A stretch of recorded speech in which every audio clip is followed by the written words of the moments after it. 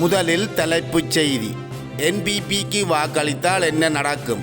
யாழ் இளைஞனின் அதிரடி விளக்கம். இனி விரிவான செய்தி.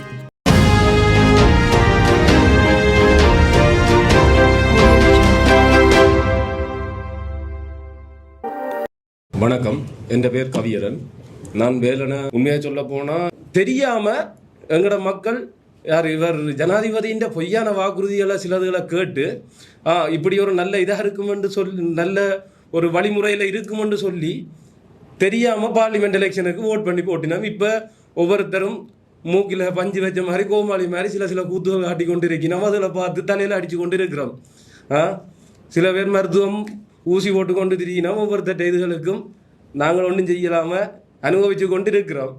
இப்போ என்னென்று சொன்னால், நாங்கள் உள்ளூராட்சி மன்ற தேர்தலில் பெரும் ஜனாதிபதி ஒரு கட்சி, அதே கட்சி தான் பாராளுமன்றத்திலேயும் பெரும்பான்மை, அதே கட்சி தான் உள்ளூராட்சியிலேயும் பெரும்பான்மை என்றால் கேள்வி கேட்கறதுக்கு ஆக்கள் இல்லை. நினைச்ச மாதிரி செய்துட்டு போயிடலாம். அவைகளுக்கு ஒரு விஷயம் மக்களுக்கு செய்யணும் அல்லது திணிக்கணும்னு நினைச்சா எடுத்தமா முடிவெடுத்தமா செஞ்சமா போனோமான்ட்டு போயிடலாம். கேள்வி கேட்கறதுக்கு ஆக்கள் இல்லை. உள்ளூராட்சி மன்றம் விளையாட்டு இல்லை, உங்கள்கிட்ட கையில் இருக்கிற பவர்.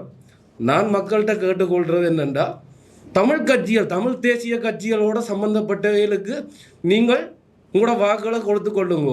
நீங்கள் தேவையில்லாத ஒரு பெரும்பான்மையின கட்சிக்கு உங்களோட வாக்கை நீங்கள் செலுத்தி பிறகு பார்லிமெண்ட் எலெக்ஷனுக்கு நீங்கள் யோசித்து கொண்டிருக்காதீங்க.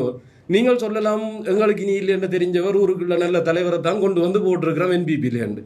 அங்கே அவையல் என்பிபி என்ற கட்சியின் ரூல்ஸ் வேறு.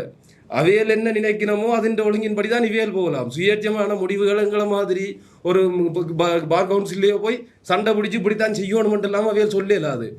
ஹெட் ஆஃபீஸில் இருந்து ஓர்டர் வரும், இதைத்தான் நீ செய்யணுமென்று சொல்லி என்பிபிக்கு வரும். அதை வாயை மூடிக்கொண்டு செய்கிற ஒரு பிரதிநிதி தான் நீங்கள் தெரிவு செய்ய போகிற என்பிபி பிரதிநிதி.